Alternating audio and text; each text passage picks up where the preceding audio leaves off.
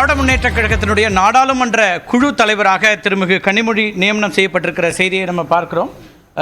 நாடாளுமன்ற குழு தலைவராக கனிமொழி நியமிக்கப்பட்டிருக்கிறார். அதுக்கான அதிகாரப்பூர்வமான அறிவிப்பை திமுக வெளியிட்டிருக்கிறது.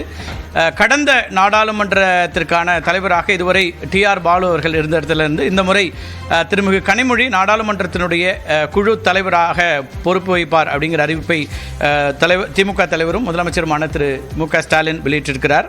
அதில் மக்களவை மாநிலங்களவை இரண்டு அவைகளுக்கும் சேர்த்து குழு தலைவர் அப்படிங்கிற பொறுப்பிலிருந்து திருமிகு கனிமொழி கருணாநிதி நியமிக்கப்பட்டிருக்கிறார், கட்சியினுடைய துணை பொதுச் செயலாளர். அதேபோல் மக்களவை குழு தலைவராக திரு டிஆர் பாலு, கட்சியில் பொருளாளர் பொறுப்பை வைக்கக்கூடிய திரு டிஆர் பாலு நியமிக்கப்பட்டிருக்கிறார். அதேபோல் மக்களவை குழுவினுடைய துணைத் தலைவராக திரு தயாநிதி மாறன் எம்பி, மக்களவை கொறடாவாக திரு ராசா இருப்பார் அப்படிங்கிற அறிவிப்பும் இன்றைக்கு திமுக அறிவித்திருக்கிறது. மாநிலங்களவை குழு தலைவராக திரு திருச்சி சிவா, ஏற்கனவே மாநிலங்களவையினுடைய தலைவராக திரு திருச்சி சிவா இருக்கக்கூடிய சூழலிருந்து மாநிலங்களவையினுடைய குழுவினுடைய துணைத் தலைவராக திரு சண்முகம், தோமுசா பேரவையினுடைய பொதுச் செயலாளராக இருக்கக்கூடிய திரு சண்முகம் மாநிலங்களவையுடைய குழு துணை தலைவராக நியமிக்கப்பட்டிருக்கிறார். அதேபோல் மாநிலங்களவை கொறடாவாக திரு வில்சன், மாநிலங்களவையினுடைய கொறடாவாக திரு வில்சன், வழக்கறிஞர், தலைமை கழகத்தினுடைய சட்ட தலைமை ஆலோசகர் திரு வில்சன் நியமிக்கப்பட்டிருக்கிறதாக அந்த அறிவிப்பும் வெளியிடப்பட்டிருக்கிறது. திராவிட முன்னேற்ற கழகத்தினுடைய 40 தமிழ்நாட்டிலிருந்து 22 நாடாளுமன்ற உறுப்பினர்கள் தேர்ந்தெடுக்கப்பட்டிருக்கிறார்கள். திமுக தரப்பில் 22 பேர் போட்டியிட்ட இடத்துல 22 பேரும் தேர்ந்தெடுக்கப்பட்டிருக்கிற சூழலில் புதிய அமைப்புக்கான அந்த திமுகவினுடைய புதிய நாடாளுமன்ற குழுவினுடைய நிர்வாகிகளை அறிவித்திருக்கிறது திராவிட முன்னேற்ற கழகம். மிக முக்கியமாக அதில் திருமிகு கனிமொழி அவர்களுடைய இந்த பொறுப்பு என்பது கவனிக்கத்தக்கதாக இருக்கிறது. டெல்லியினுடைய முகமாக யார் இருப்பார் அப்படிங்கிறது தான் இந்த நாடாளுமன்ற குழு தலைவர் என்பது. இந்த முறை வெறும் திமுகவுடைய நாடாளுமன்ற குழு தலைவராக மட்டுமல்லாமல் இந்தியா கூட்டணியுடைய ஒருங்கிணைப்பு கூட்டங்களில் கலந்து கொள்வது உள்ளிட்ட அம்சங்களையும் முக்கியமான முடிவுகளை எடுக்க வேண்டியதில் தலைமையினுடைய மனம் அறிந்து செயல்பட வேண்டிய ஒரு இடத்திலிருந்தும் இந்த பொறுப்புக்கு திருமிகு கனிமொழி தேர்ந்தெடுக்கப்படுவார் என்கிற செய்தியை முதல் முறையாக நியூஸ் 18 தமிழ்நாட்டில் வெளியிட்டிருந்தோம். அப்படி தகவல்கள் வருகின்றன என்கிற அந்த தகவலையும் வெளியிட்டிருந்தோம். அதேபோல் நாடாளுமன்ற உறுப்பினர்கள் கூட்டத்தில் எந்த முடிவும் எடுக்கப்படாது, அதற்கு பிறகுதான் இதற்கான அறிவிப்புகள் வரலாம் அப்படிங்கிற தகவலையும் நாம் ஏற்கனவே பதிவு செய்திருந்தோம். அந்த அடிப்படையில் நியூஸ் 18 தமிழ்நாட்டில் முதல்ல குறிப்பிட்டது போலவே திமுகவினுடைய நாடாளுமன்ற குழு தலைவராக திருமிகு கனிமொழி நியமிக்கப்பட்டிருக்கிறார். ஏற்கனவே நாடாளுமன்ற மேலவையில் ஏற்கனவே உறுப்பினராக இருந்த அனுபவம் வாய்ந்தவர், தூத்துக்குடியினுடைய நாடாளுமன்ற உறுப்பினராக இந்த முறை 2வது முறையாக தேர்ந்தெடுக்கப்பட்டிருக்கிறார். அங்கே தன்னை எதிர்த்து போட்டியிட்ட அத்தனை வேட்பாளர்களும் டெபாசிட் தொகை இழக்கக்கூடிய அளவிற்கான ஒரு வெற்றியாக கனிமொழி அந்த தூத்துக்குடியிலே பதிவு செய்திருந்தார். தூத்துக்குடியில் கனிமொழியினுடைய வெற்றி மட்டுமல்ல, தென்காசியில் இருக்கக்கூடிய திமுகவுடைய வெற்றி, அதேபோல் கன்னியாகுமரியில் திமுக வேட்பாளர், அதேபோல் திருநெல்வேலியில் திமுக சார்பாக கூட்டணியில் போட்டியிட்ட காங்கிரஸினுடைய வேட்பாளர் உள்ளிட்டவர்களுடைய தேர்தல் வெற்றிகளிலும் கூட முக்கியமான பங்காற்றியவர் அப்படிங்கிற அடிப்படையில் இருந்தும் கனிமொழிக்கான ஒரு உயர்வாக கட்சியில் அடுத்த கட்ட உயர்வு அப்படின்னு இதை நிச்சயமாக பார்க்கலாம். டெல்லியினுடைய முகமாக யார் இருப்பார்கள் அப்படிங்கிறதும் இந்த 5 ஆண்டுகள் ரொம்ப முக்கியமான ஒரு ஆண்டுகளாக இருக்கக்கூடிய ஒரு சூழலில் திமுக தலைவர் திரு மு.க. ஸ்டாலின் அவர்களுடைய அந்த மனம் அறிந்து அவருடைய இசைவுக்கு ஏற்ப டெல்லியில் செயல்படக்கூடிய ஒருவர் தலைவராக வர வேண்டும் அப்படிங்கிற அடிப்படையிலும் கூட திருமிகு கனிமொழி நியமிக்கப்பட்டிருக்கிறார். அந்த அறிவிப்பு அதிகாரப்பூர்வமாக வந்திருக்கிறத பார்க்குறோம். அதேபோல் மக்களவை குழு தலைவராக திரு டிஆர் பாலு, மக்களவையினுடைய குழு துணைத் தலைவராக திரு தயாநிதி மாறன், மக்களவை கொறடாவாக திரு ராசா இவருடைய நியமனங்கள் வந்திருக்கிறதையும் இன்றைக்கு அதிகாரப்பூர்வமாக திமுக அறிவித்திருக்கிறது. மாநிலங்களவை குழு தலைவராக கொள்கை பரப்பு செயலாளராக இருக்கக்கூடிய திரு திருச்சி சிவா நியமிக்கப்பட்டிருக்கிறார்.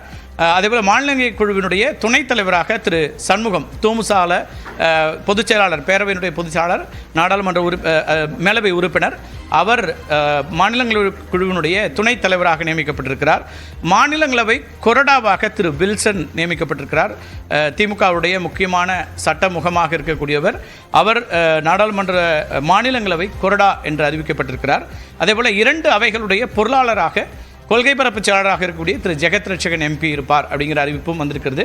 மிக முக்கியமான அறிவிப்புகளில் இதில் ஏற்கனவே திரு டிஆர் பாலு, திரு ஆர் ஆசா, திரு தயாநிதி மாறன், திரு ஜெகத் ரட்சகன் உள்ளிட்டவர்களுடைய டெல்லியில் அவர்களுக்கு ஏற்கனவே இருக்கக்கூடிய அனுபவங்கள், அமைச்சரவையில் அவர்கள் ஏற்கனவே இருந்தவர்கள், இதில் இருக்கக்கூடிய இன்றைக்கு அறிவிக்கப்பட்டிருக்கக்கூடிய பட்டியலில் திரு சண்முகம், திரு வில்சன் தவிர்த்து, திரு திருச்சி சிவா தவிர்த்து மற்ற அனைவருமே மத்திய அமைச்சரவையிலையும் பங்கேற்று டெல்லியினுடைய அரசியலை நன்கு அறிந்தவர்கள் அப்படிங்கிற இடமும் இருக்கிறது. அதேபோல் நாடாளுமன்றத்தினுடைய அவைகளில் தொடர்ச்சியாக பங்காற்றியவர்கள் அப்படிங்கிற இடமும் இருக்கிறது. முக்கியமாக திருமிகு கனிமொழியினுடைய இந்த நாடாளுமன்ற குழு தலைவர் அப்படிங்கிற பொறுப்பு தான் முக்கியமாக கவனிக்கப்படக்கூடியதாக மாறியிருக்கிறத பார்க்கிறோம்.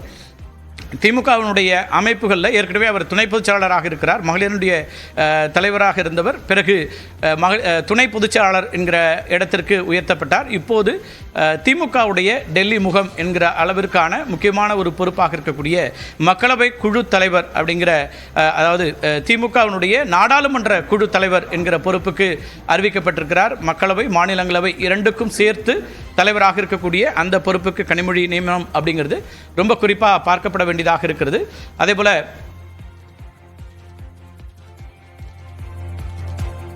தமிழ்நாட்டிலும் அமைச்சரவை மாற்றங்கள் பேசப்பட்டு வரக்கூடிய சூழலை பார்க்கிறோம். அந்த சூழலில் 2 மாற்றங்கள் வரலாம் அப்படிங்கிற எதிர்பார்ப்புகள் இருக்கிறது. தமிழ்நாட்டில் இப்போது விளையாட்டுத்துறை அமைச்சராக இருக்கக்கூடிய இளைஞரனுடைய செயலாளர், திமுகவுடைய இளைஞரின் செயலாளர் திரு உதயநிதி ஸ்டாலினுக்கும் அடுத்த கட்டமாக ஒரு உயர்வு அரசின் பொறுப்பில் வரலாம் அப்படின்னு எதிர்பார்ப்பு இருக்கக்கூடிய சூழலில் திமுகவுடைய நாடாளுமன்ற குழு தலைவர் அப்படிங்கிற பொறுப்புக்கு கனிமொழி நியமிக்கப்பட்டிருக்கிறார். மிக முக்கியமான ஒரு நகர்வாக இது பார்க்கப்படுகிறது. 2007 தன்னுடைய நேரடியாக மேலவை உறுப்பினர் அப்படிங்கிற இடத்துக்கு வந்தவர் 17 ஆண்டுகள் தொடர்ச்சியாக டெல்லியில் மேலவை அதேபோல் மக்களவை இரண்டிலும் உறுப்பினராக நீடித்து கொண்டிருக்கக்கூடிய சூழலில் இந்த முறை திமுகவினுடைய நாடாளுமன்ற குழு தலைவர் அப்படிங்கிற இடத்திற்கு வந்திருக்கிறார்.